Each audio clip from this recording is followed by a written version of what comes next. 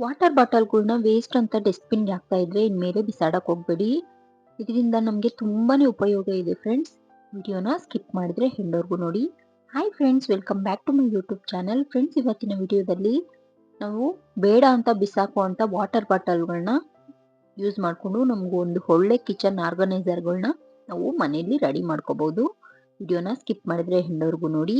ಈಗ ಮೊದಲನೇ ಟಿಪ್ ಏನು ಅಂತ ಸಾಮಾನ್ಯವಾಗಿ ನಾವು ಕಿಚನ್ನಲ್ಲಿ ಅಡುಗೆ ಮಾಡುವಾಗ, ಸಾಂಬಾರೆಲ್ಲ ಮಾಡುವಾಗ ಖಾರದ ಪುಡಿನ ಯೂಸ್ ಮಾಡ್ತಾ ಇರ್ತೀವಲ್ವಾ?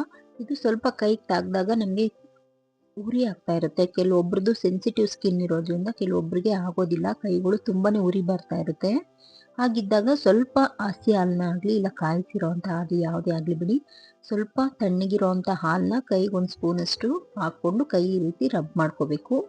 ಈ ರೀತಿ ರಬ್ ಮಾಡಿಕೊಂಡು ತಣ್ಣೀರಲ್ಲಿ ನೀಟಾಗಿ ತೊಳ್ಕೊಬೇಕು. ನೋಡಿ, ನಾನು ತೊಳ್ಕೊಂಡ್ಬಂದು ತೋರಿಸ್ತೀನಿ. ನೋಡಿ, ಈ ರೀತಿ ಮಾಡೋದ್ರಿಂದ ಕೈ ಉರಿ ಬರೋದಿಲ್ಲ. ಹಾಗೆ ನಾವು ಹಾಲಿಂದ ಕ್ಲೀನ್ ಮಾಡ್ಕೊಂಡಿರೋದ್ರಿಂದ ಕೈ ಒಳ್ಳೆ ಮಾಯಿಶ್ಚರೈಸರ್ ಆಗಿ ಇರುತ್ತೆ ಫ್ರೆಂಡ್ಸ್. ಟ್ರೈ ಮಾಡಿ ನೋಡಿ. ಈಗ ಸೆಕೆಂಡ್ ಟಿಪ್ ನೋಡೋಣ. ಇಲ್ಲಿ ನಾನು 1/2 ಲೀಟರ್ ವಾಟರ್ ಬಾಟಲ್ನ ತಗೊಂಡಿದ್ದೀನಿ. ತಗೊಂಡು ಇದು ಮೇಲೆ ಪಾರ್ಟ್ ಏನಿದೆ ಕವರ್ನ ತೆಗೆದು ಬಿಡ್ತಾ ಇದ್ದೀನಿ. ನೋಡಿ, ಈ ಪಾರ್ಟ್ ಏನಿದೆ ಕವರ್ನ ನೀಟಾಗಿ ಸಿಸರ್ ಕತ್ತಿಯಲ್ಲಿ ಕಟ್ ಮಾಡಿಕೊಂಡು ತೆಗೆದು ಬಿಡ್ತಾ ಇದ್ದೀನಿ. ತೆಗೆದುಕೊಂಡು ಒಂದ್ಸರಿ ನೀಟಾಗಿ ವಾಶ್ ಮಾಡ್ಕೊಬಿಡಿ ಬಾಟಲು. ಅದರಲ್ಲಿ ಧೂಳು ಏನಾದರೂ ಇದ್ದರೆ ಕ್ಲೀನಾಗಿ ಹೋಗ್ಬಿಡುತ್ತೆ.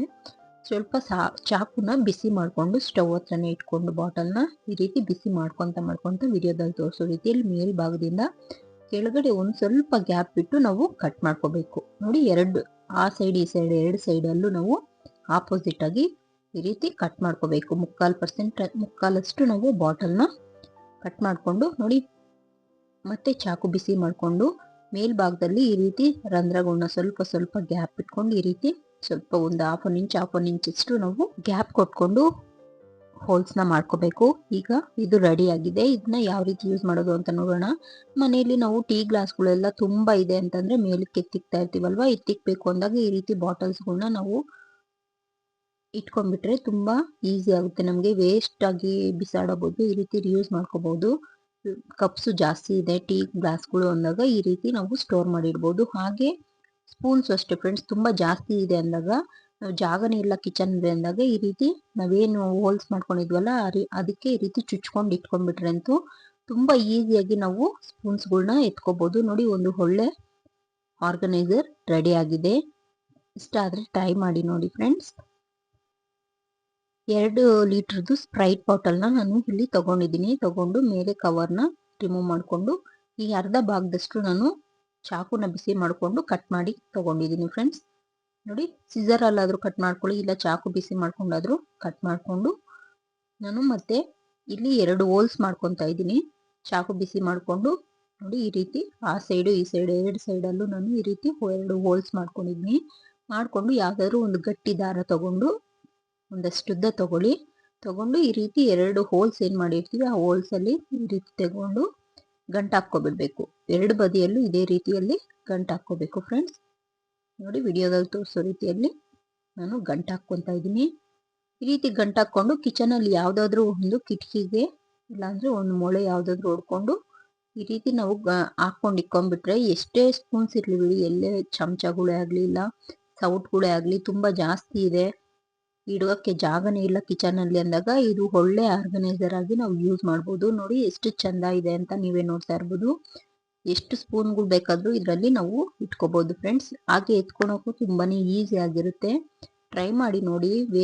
ವೇಸ್ಟ್ ಅಂತ ಬಿಸಾಡೋ ಬದಲು ಈ ರೀತಿ ನಾವು ಯೂಸ್ ಮಾಡ್ಕೋಬಹುದು ಫ್ರೆಂಡ್ಸ್.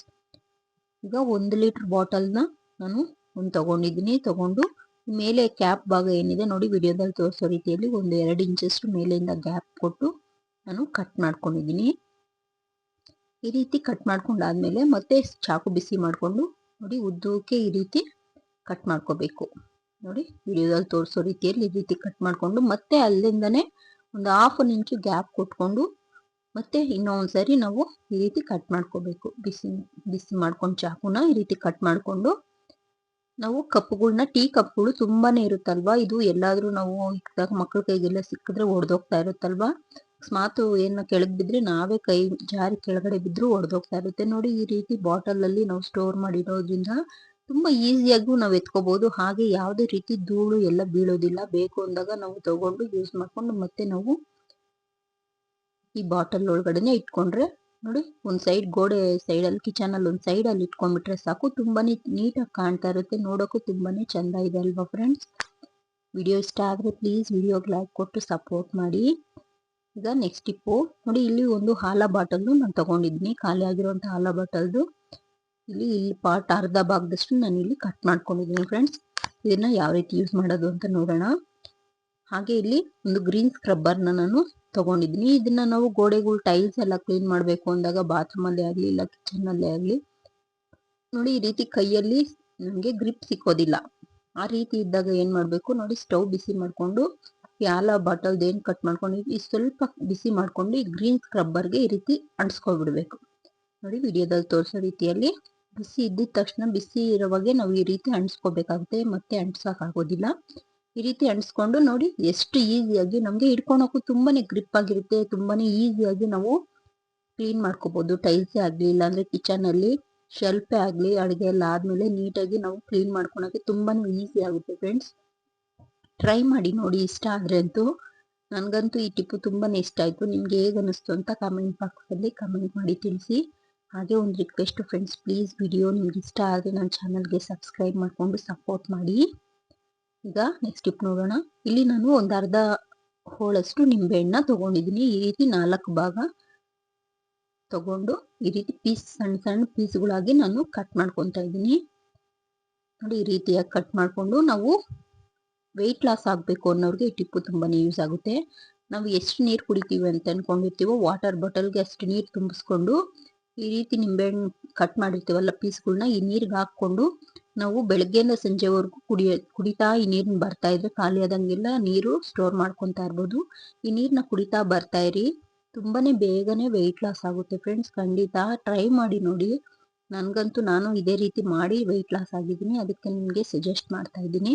ಇಷ್ಟ ಆದರೆ ನೀವು ಟ್ರೈ ಮಾಡಿ ನೋಡಿ. ಇಲ್ಲಿ ನಾನು 2 ಲೀಟರ್ ಬಾಟಲ್ನ ಕಟ್ ಮಾಡಿಕೊಂಡು ಮೇಲೆ ಪಾಟ್ ಕ್ಯಾಪ್ ಏನಿದೆ ಆ ಕ್ಯಾಪ್ನ ನಾನು ತಗೊಂಡಿದ್ದೀನಿ.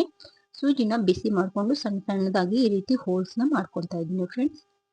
ಸೂಜಿ ಆದರೂ ತಗೊಳ್ಳಿ, ಇಲ್ಲಾಂದ್ರೆ ಯಾವುದಾದ್ರೂ ನಿಮ್ಮ ಮನೇಲಿ ಒಂದು ಕಂಬಿ ಇದ್ರೆ ಕಂಬಿ ಬೇಕಾದ್ರೂ ತಗೊಂಡು ಈ ರೀತಿ ಹೋಲ್ಸ್ ಮಾಡ್ಕೊಳ್ಳಿ.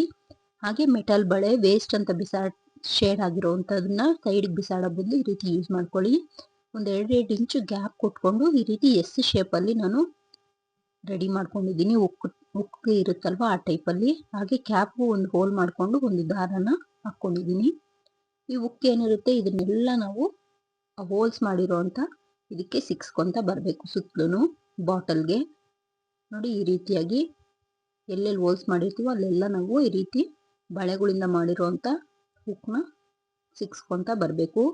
ಇದು ನಾವು ತುಂಬಾ ಕಿಚನಲ್ಲೂ ಒಂದೊಳ್ಳೆ ಆರ್ಗನೈಸರ್ ಆಗಿ ಯೂಸ್ ಮಾಡ್ಬೋದು ಫ್ರೆಂಡ್ಸ್. ನೋಡಿ, ಸ್ಪೂನ್ಗಳನ್ನ ಜಾಗ ಇಲ್ಲ ಸ್ಟ್ಯಾಂಡ್ ಇಲ್ಲ ಅನ್ನೋರು ಈ ರೀತಿಯಾಗಿ ಯೂಸ್ ಮಾಡ್ಕೋಬಹುದು ಆರಾಮಾಗಿ. ಎಷ್ಟೇ ಸ್ಪೂನ್ಗಳಿದ್ರು ಎಷ್ಟೇ ಸೌಟ್ ಇದ್ರೂ ಈ ರೀತಿ ಉಕ್ಕಿಗೆ ಸಿಕ್ಸ್ಕೊಂಡ್ಬಿಟ್ರೆ ಸಾಕು. ನೋಡಿ, ಎಷ್ಟು ಚಂದ ಕಾಣ್ತಾ ಇದೆ ಅಲ್ವಾ.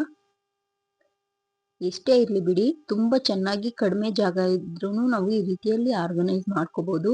ಕಿಚನಲ್ಲಿ ಜಾಗನೇ ಇಲ್ಲ ಸಾಮಾನುಗಳು ಇಕ್ಕಕ್ಕೆ ಅನ್ನೋರು ಈ ರೀತಿ ಟ್ರೈ ಮಾಡಿ ನೋಡಿ, ತುಂಬಾ ಯೂಸ್ ಆಗುತ್ತೆ ಫ್ರೆಂಡ್ಸ್. ಐ ಹೋಪ್ ಈ ವಿಡಿಯೋ ನಿಮಗೆಲ್ಲ ಇಷ್ಟ ಆಗಿದೆ ಅಂತ ಅನ್ಕೊಂತೀನಿ. ಪ್ಲೀಸ್ ವಿಡಿಯೋ ಇಷ್ಟ ಆಗಿದ್ರೆ ಅಂತೂ ನನ್ನ ಚಾನಲ್ಗೆ ಸಬ್ಸ್ಕ್ರೈಬ್ ಮಾಡಿಕೊಂಡು ಪಕ್ಕದಲ್ಲಿ ಬರೋ ಬೆಲ್ ಐಕನ್ನ ಕ್ಲಿಕ್ ಮಾಡಿ ಹಾಲ್ ಅನ್ನೋ ಆಪ್ಷನ್ನ ಓಕೆ ಮಾಡ್ಕೊಳ್ಳಿ ಫ್ರೆಂಡ್ಸ್. ಹಾಗೆ ಮಾಡಿದಾಗ ನಾನು ಮಾಡಿರೋಂಥ ಪ್ರತಿಯೊಂದು ವಿಡಿಯೋ ನೋಟಿಫಿಕೇಶನ್ ನಿಮಗೆ ಬರುತ್ತೆ. ಪ್ಲೀಸ್ ವಿಡಿಯೋಗೆ ಸಬ್ಸ್ಕ್ರೈಬ್ ಮಾಡಿಕೊಂಡು ಸಪೋರ್ಟ್ ಮಾಡಿ. ಇಷ್ಟ ಆದರೆ ನಿಮ್ಮ ಫ್ಯಾಮಿಲಿ ಫ್ರೆಂಡ್ಸ್ಗೂ ಇನ್ನಷ್ಟು ಜನಕ್ಕೆ ತಲುಪುತ್ತೆ. ಶೇರ್ ಮಾಡಿ friends. Thank you so much.